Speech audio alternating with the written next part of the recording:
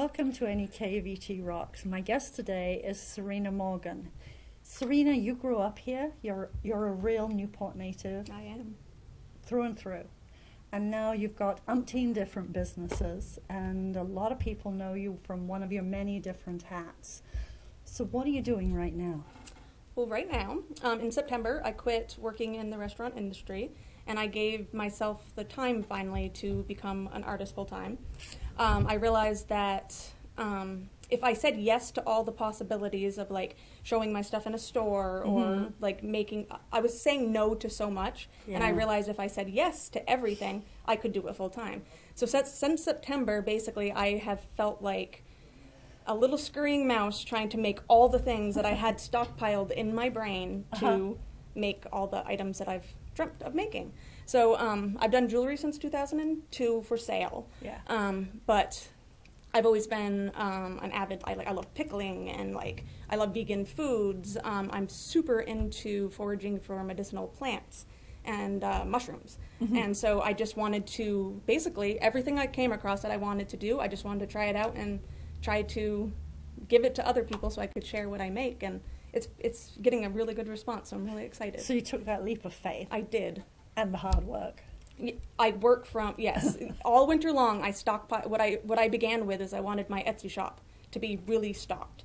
So I was able to get over the winter 300 items of jewelry on my Etsy shop. Wow. So, because I wanted to, as soon as the spring buds came out and everything, I wanted the freedom to go out into nature and create all the things from nature that I wanted to with food products and like tinctures and things like that. So I wanted the relief of not feeling like I had to keep up on the jewelry in order to explore the other aspects. So I had a little bit of, I guess, creative freedom to create whatever I wanted to.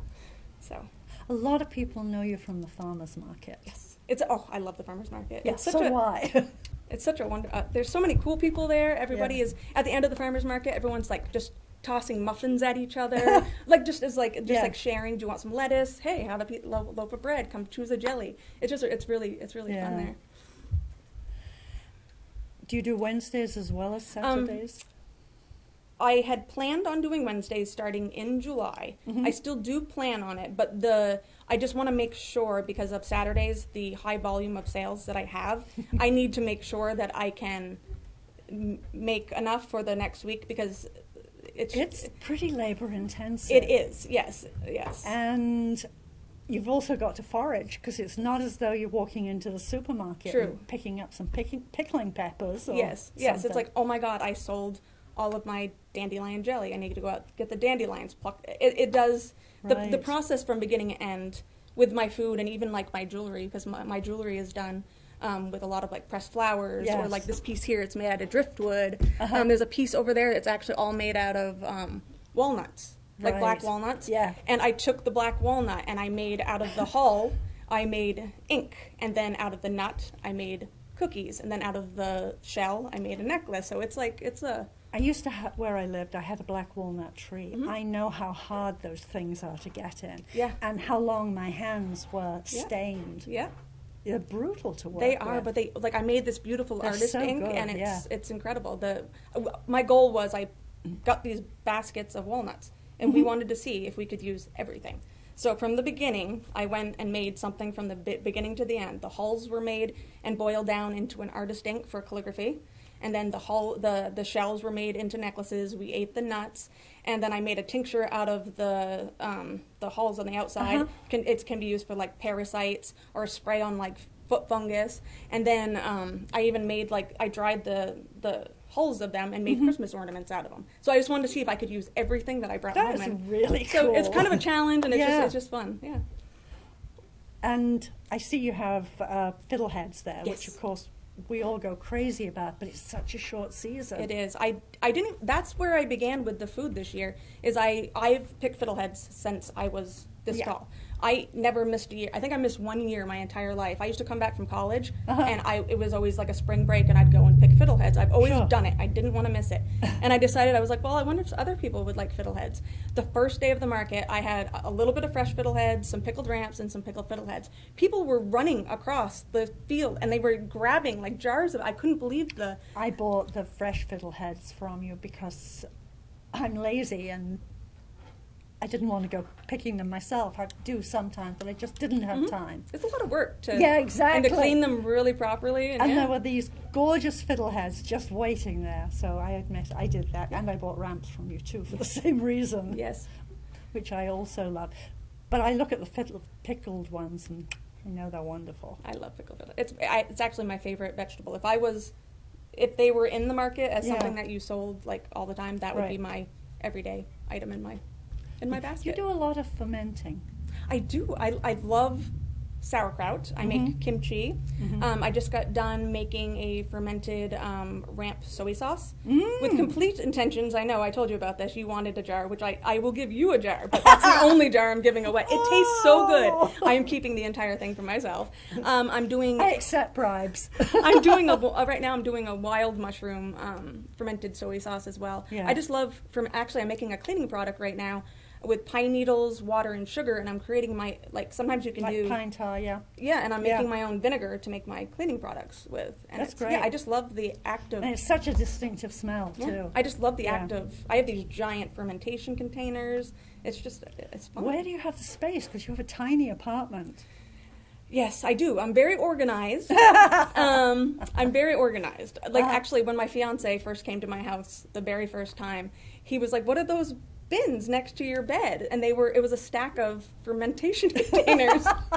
And I was like, you just do what you got to do. You can listen to it bubble next to you. Well, the funny thing is we live in kind of like a studio apartment, and it has one bedroom. We don't have a bedroom. It's my art studio. So we actually sleep in a day bed. It's a really beautiful in the living room. So that's how I created enough space for myself to work is I don't have an actual bedroom. I live in I rearranged my life in a way to have more creative space for myself. Unfortunately, you have a partner who's totally okay with this. Yes, and he's passionate about like lots of things as well. So, well, he's an awesome cook. Yes. So that's actually how we came to meet was through food, sort of. We started, and then that's what we first were always speaking about. Our first dates were going to the grocery store. Actually, our first date was we made an appetizer challenge. We went to the grocery store, picked out things kind of like just random things, and we didn't look at each other, and we created our own appetizers and then like displayed them to each other. Oh, that's great! Yeah, so it's a fun. challenge. Yes.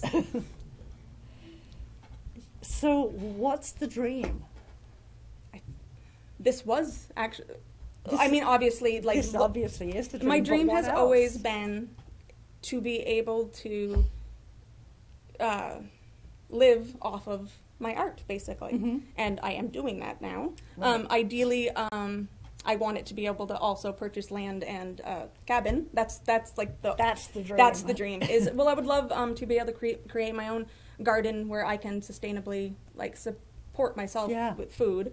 I would love to be able to have a large medicinal like herbs and things like that, so I can a little bit more easily, because I make a lot. I'm actually about to release all my medicinal tinctures. I have 3 right now. I have chaga, turkey tail, and reishi right now. But I have like 28 other mushrooms or plants that I have foraged locally. And you're harvesting every one of the ingredients. That's so amazing. Obviously it would be nice if I could like not have to rely on the fact that I come across a wild valerian plant or something. Right. Like obviously it would be but that is kind of also part of the excitement that I have. I only have, because I only have 5 jars, and I need 2 for myself for the year, and I have these. So like some of the things like that, medicines and stuff, it's going to be super, super small batch, just because I almost want it in order to supply my passion for like herbalism on my own. So part of your challenge is going to be in remaining small, because as demand for your products go up, you're going to be under a lot of pressure to produce more. And being the way that I am is actually already kind of difficult, because I feel like, well, like I'll see like people that sell their items and they sell jelly and they only arrive with jelly. Right. But if I don't have 24 jellies, 300 earrings, 12 tinctures, muffins, if I don't have, I feel like I need to represent everything that I create at all times. So it's a struggle that I have just personally being, I don't know if it's an overachiever or just I really want to like just have everything at all times. So it's something I'm going to have to learn how to. Right. And again, if you're going to work with nature, you are going to have to follow the seasonal model to some extent. Yeah. I mean, for sure. Yes, there's some stuff that you can get year-round, or you can harvest enough Yep. at some point. But other stuff is really going to be seasonal. Yeah.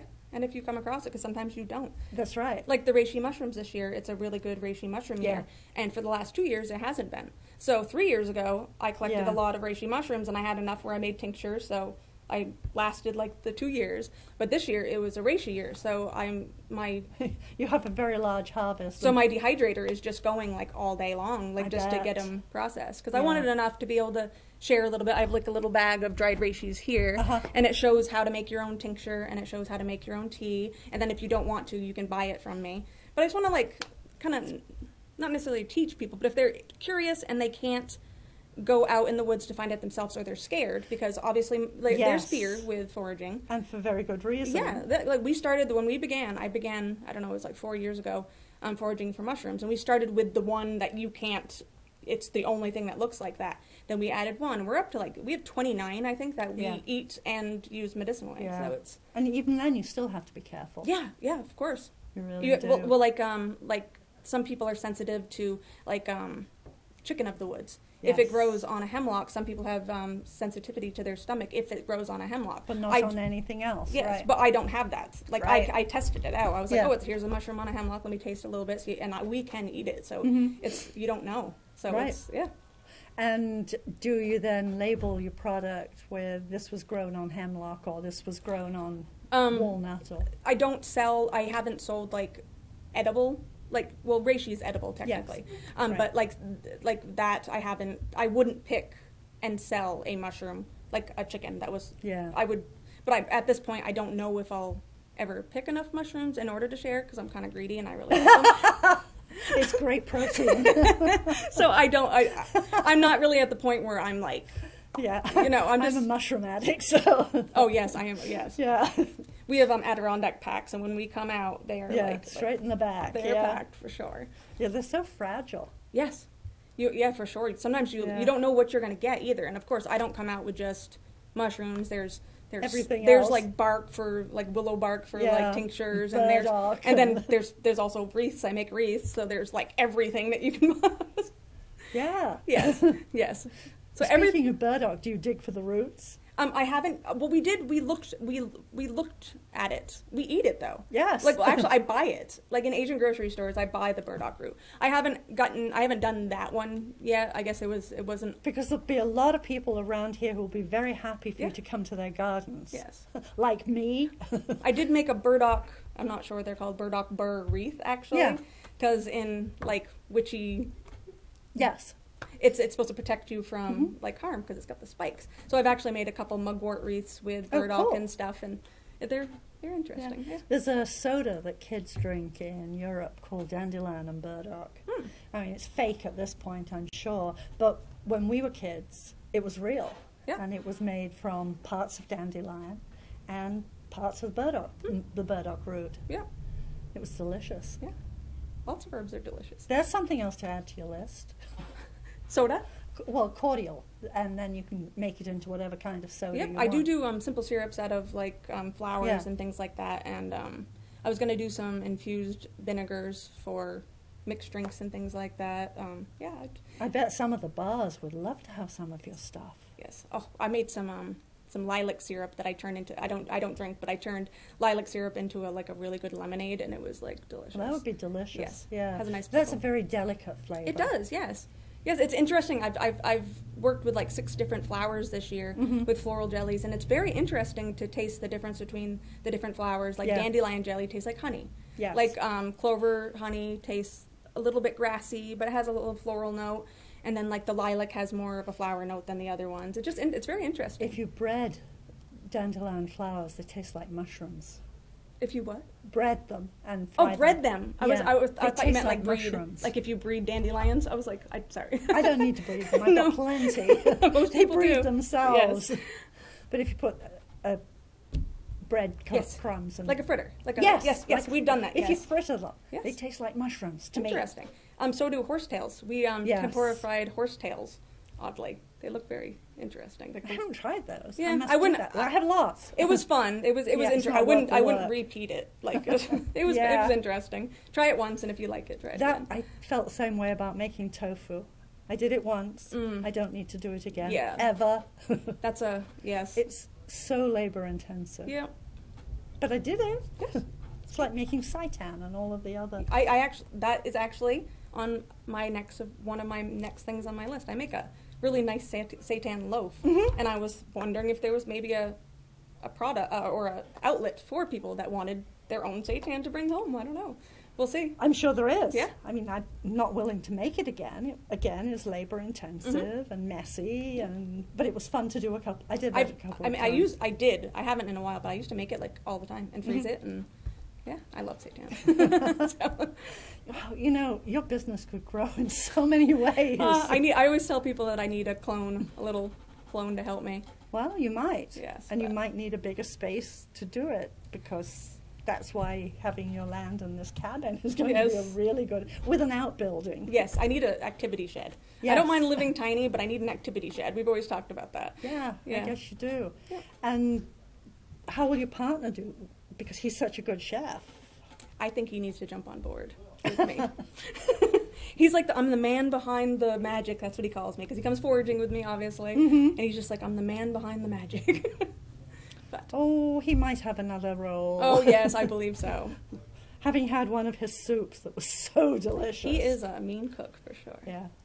And not many people up here are sympathetic towards vegetarians and vegans. No. As you probably noticed. Yes. I've been a vegetarian since 1993, and then a vegan for 4 years. So that's even, like, I don't go out to eat, really. Like, it's even hard to find a salad that doesn't come without, like... Yeah. I know cheese is a little, like, I know it's extravagant to be a vegan, but, like, it's hard just to get a vegetable dish. Like, yes, it really is. And I don't want to eat a veggie burger every time that I go out. No, I totally agree. That's why when somebody makes an amazing onion soup, as Bronson did, it's, can we come back tomorrow and the next day? That onion soup you're speaking of, there was actually a vegetarian that came and didn't believe him. No, there's beef broth in this. He's like, no, there is not. No, it was delicious. Yes. Vegetables are wonderful. I agree. Maybe you can start a following where people will finally get that vegetarian and vegan food tastes good. Yes. As well as being healthy. I sold out of my vegan butter, my vegan pesto that I made. On Saturdays I do muffins and cookies, all vegan. Most of my jellies are actually done with sugar that's not processed through bone jar. Yeah. So they're vegan as well. Some of my floral jellies, I do white sugar because the color change. I just haven't found what I can do. Yeah. But yeah, even You could use maple syrup, too. You could, but, like, if you put maple syrup in with a lilac, what are you going to taste? Maple syrup, only the maple syrup. So it's I know it's I do want to find a way to make a really pure sugar, like, jelly, like low sugar level and things like that. But actually, maybe I shouldn't say this, but I've never made jelly before. Like, this year, I made... This was your first time? And then I just, and I got... That was great. And I got crazy about it. Then I started making, I love herbs. And I have an entire apothecary full of herbs, so I was doing herbal blended tea jelly. So I have a chai jelly. Yes, we took that. I got that from you, and we took it to friends where we were staying for the weekend. It was delicious. Yeah, so now I'm... like, kind of... And I never even ate jelly, like, regularly. But I just love to make jelly, so... Maybe your own eating habits are going to change. Maybe. Well, maybe just I'll eat more toast. Yeah. Well, good toast. But I keep selling out, so maybe I won't need to, so. It's how do you get that balance? Yes. It's okay. Everyone can have my jelly. I have a stockpile of fiddleheads, though, at my house. I didn't sell all of those. And the ramp pesto, I did keep 12 for myself, so. You must have picked a massive number of fiddleheads. Well, I mean, I went in four harvest times in 4 different locations. And, I mean, it wasn't... I only basically made pickles, so... And then I sold a couple fresh, so... There's a lot of... There weren't many of us who bought your fresh ones. They were wonderful. Well, I only sold them for that one day, so it was that one basket of it. So. Boy, I was lucky. Yes, it was only that one day, yeah. So... There's a lot of fiddleheads in the world. Like, if you go along the Black River, right? Like, I know people have their specific spots that everybody goes to, but if you like travel the Black River, like in a boat, people don't even walk there. No, I know. So, yeah, you can go in Coventry or an airport road and just go straight down. Yeah. And I have done that, but yeah, it's a pain. It's so nice when somebody does it for me. I was actually so happy that first day that I was out, and I was looking out into the fiddlehead patch or whatever you call it, and I was smiling, and I was like, this is my job right now. I am picking fiddleheads for my job. And it was just a passion. Like, when we were little, we were like 2 years old, and we had our little baskets and things, and it just made me very happy this spring when I was like, this is, like, I turned this into my job. That's really wonderful. Yes. To look out, and like when I pick flowers for all my earrings, because I pick and press all of my flowers for my jewelry, and I'm like, this hike is my job. And it's very satisfying, for sure.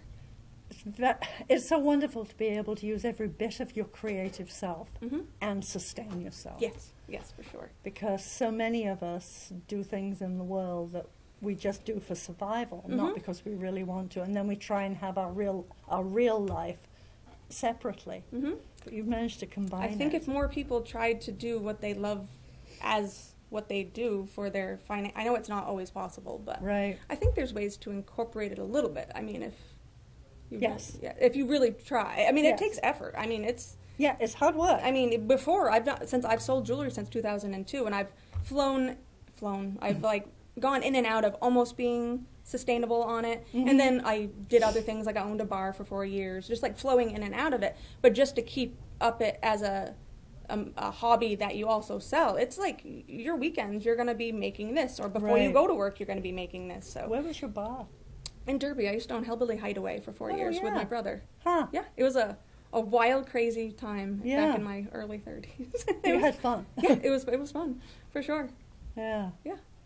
And then time to move on. Yes, for sure. Yeah. Do you think of restaurants in your future? I have worked in the restaurant industry since I was 16 years old as a cook, dishwasher, bartender, server. I don't know if it's just the area or if it's just the industry in general. It takes a... It's brutal. It's I mean, it's good money, like as a server, but you're in a different schedule. You work really late. You work, well, I always did. This was the first Christmas Eve I ever had off to spend with my family in years. Yeah. So it's and people aren't always nice. I think that was getting to me a little bit too. Yeah. I'm like, just, yeah. Yeah, I mean, some of the stuff that I've waited tables, I've worked in a bar, as have so many of us during our lives. But it was at a time when, in general, people were nicer. Not always. There were certainly those who felt entitled to put their hands on your body in ways that you certainly didn't appreciate. But you could get revenge. You could pour something on them and get away with it. Yes. That's harder now. But if you work in the right place, you still can. I've done my fair share of tossing people out. But exactly.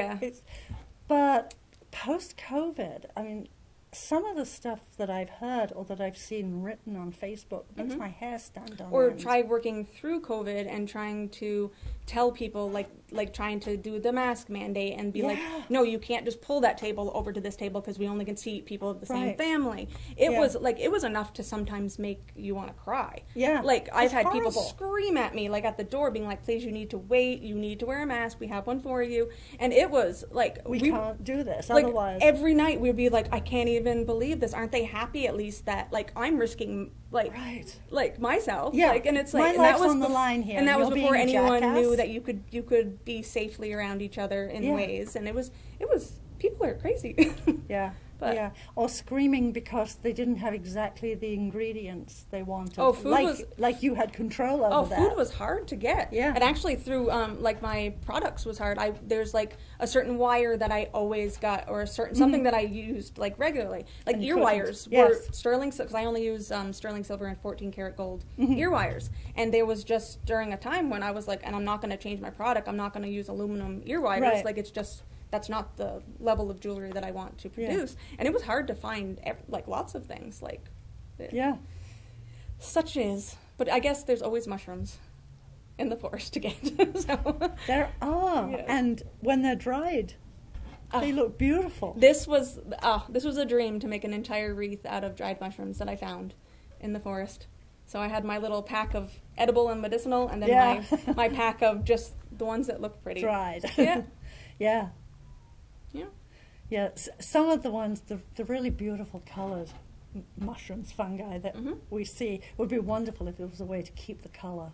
Because it's not a colour you can recreate. Right. Reishi mushrooms are the most gorgeous. The shine, The orange sheen. I actually have a couple that are just. I'm putting them on top of my dehydrator right now, and I want them. Actually, I have brackets, and I want to hang them on my wall as just like little reishis growing up my wall. Mushrooms are gorgeous. Yeah. They're absolutely beautiful. Yeah, there's a book somewhere, or it was an article about the secret life of mushrooms. It's incredible. They're amazing. Like they're. How they spread, yes, and what they can do. I mean, they can save the planet.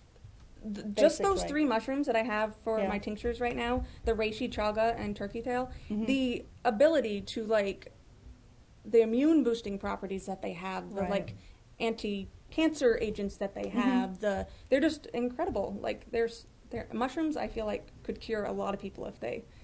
Or at least make their lives better. I love mushrooms. Well, I'm, as I say, a mushroom junkie. But if anything can help us get our life back in balance, because we're not going to cure ourselves with just mushrooms, because we've done so much other damage around us. But if it helps us come back into balance, then maybe we can make some other changes. Yes, for sure. As opposed to poisoning ourselves and the planet. For sure. Yes. I mean, the planet will take care of itself eventually. We'll get tossed. Pretty much, yes. Yeah. But I think the nature definitely can heal in more ways than you can imagine, just for anxiety or the plants that grow that you can take internally or topically. Yes. Yeah, they're amazing. Yeah. Yeah, I know when we go back to a city now, it's so much less peaceful than what we complain up here. Because you get so used to sort of being surrounded by... Why is there so many people? Right. I went to art school in New York City at Pratt Institute, and I went to New York. I wanted to get out of here. I wanted to be in New York City. So at 17 years old, I was literally dropped off at my dorm in New York City, and I remember I did enjoy it, because it was so stimulating being around other people like you. But when I would come home, I remember I'd get in my mom's car from the Greyhound bus, and I don't remember where it was that I would get picked up. But I remember rolling down that window every time. I was like, oh my gosh! Like I didn't realize, and now I live in Newport, and all I'm like is it's so loud. I just want to be farther and farther and farther away. So well, at least up here we have that as an opportunity. Yes. To go away. We really do. Yeah. That's actually how a lot of this came about, was through anxiety. I found out that taking a walk in the woods was the only time that I could not think about all the things I had to do. I was just like, ooh, what's that? Ooh, what's that? Then it became a passion, because then I'm like, I have a book with me, and I'm like, what's that? And I want to look up everything, but it's it really does decompress me like a ton, because I have high levels. Like today was to come here today, I was like, oh my god. But I'm good. It's not bad though, is it? Really, no. Once you're here. No, it's okay. I just have high energy. That's why I can do as much as I do. Right. Because I wake up and go until I go to bed. Yeah. Yeah. Yeah, but you have ways of bringing yourself into a place of calm too. Yes, it's usually the gathering. The gathering for my products is usually like if I had a really crazy week making a ton of stuff, on Sunday after the market, I'm always like, today is gathering day. And I just, it's slow roll. Yeah, slow the roll. market's stimulating. Yes, and it's very, like, for me to have to talk about myself, like, over and over again, it's like, it does wear me out. Yeah. So. And marketing is a tough thing to do. Social media, like, I have to be, in order to keep yourself, like, relevant, you have to post, like, daily. Yes, Same with my Etsy shop. For me to get into an algorithm where I sold consecutively, like, I'm at a point where I'm, like, this month, selling, like, regularly. It's hard to get into that algorithm of, you have to, like, make sure that you post and you edit your, like, it's work. It's work. Yeah. Marketing is work. Yeah, for sure. Yeah. And to represent yourself the way that you want to be represented is very important, I feel. And I want to show my process too. So it's not only Right. just the final product, it's the foraging for the product, and then So in the last couple of minutes, let's use it for marketing. Where can people find your products? So I have an Etsy shop at Designs by Serena, Vermont at Etsy.com. I'm right in Newport, so you can buy through me locally. So I do local pickups throughout the week. I'm at Crafters Emporium, which is unfortunately closing so sad. in August. Tomorrow's Friday, correct? Yeah. Inspired Yoga is opening up a retail shop in the front, so I'm setting up a display there. When does that open? I think that she's having an open house on the 6th. Cool. So I'm putting my stuff in there tomorrow. I have a small display at Hair by Ashley's in Brownington. And then I'm at the market every Saturday, almost every Saturday, unless I'm at another event. Right. I hopefully am starting Wednesdays in July. I hope so. Next weekend, I'm going to be at a Waterbury Arts Festival at an art show. Yeah. And then I'm doing some things in Jay and some things in Websterville later in the year. But on my Facebook page, I keep a And how do they find you on Facebook? Designs by Serena Vermont Facebook or Serene Offerings of Vermont. I have two separate, sort of separate entities that flow together. One's jewelry, one is like herbal offerings, and so both Designs by Serena Vermont or Serene Offerings of Vermont. And I would assume that from one page they can get referred They to both the other connect page. to the other, and then to my Etsy page, and then I have an Instagram page. I have a very, very small TikTok page. I have not been able to. I just can't. I don't know. I try, but I love watching TikTok, but I could never imagine doing it. it's a lot. Well, everyone's saying I need to promote on TikTok, but I'm like, for me to take a video while I'm making the thing, or take a video of me collecting the thing, to make this earring is going to take like a week. You need the woman, I can't think of her name, she's so funny. She did the vegan carrot bacon. Look, have you seen that one? I've made the carrot bacon. Have you ever made a carrot hot dog? They're delicious. I will try that. So if you watch her TikTok video, that's who you need to make the TikTok for you. Because that's a skill that not everybody wants to invest their time in, but she's really good at it. It's hard for sure. Well, that may be a place to refer out. Maybe. You don't have to do everything yourself. I can't do everything. I have to make some sort of right. line. But I think I'd stick with Facebook and Etsy and leave TikTok too. Who knows? Though? Maybe that's my next calling. TikTok? No. We'll see. You never know. It's true. It is true. But hopefully somebody will come along and say, "Can I make TikTok videos for you?" Sure. Oh my God, that would stress me out. No, I don't know. It would? Yes. Why? The act of sitting in front of a camera is very stressful. No, not for you to do. No, I didn't mean you to do it. Yeah. I meant somebody else to offer to make TikTok. But I would still have to be behind the camera constantly. You'd or have not to be behind, in watching. front of. In front of is the stressful part. I can be behind it. Yeah. Well, maybe you could be behind it while somebody else performed with your product. No. No? No, it has to be me. It has to. Oh, okay. Well, on that note, this production is totally yours today. Alrighty. And I look forward to doing this again when you have more products and more places, because I bet there's going to be so many places in Newport who would love to have your stuff. That is the goal, yes. Yeah. Yeah. Thank you for coming. Well, thank you for having me. It was fun.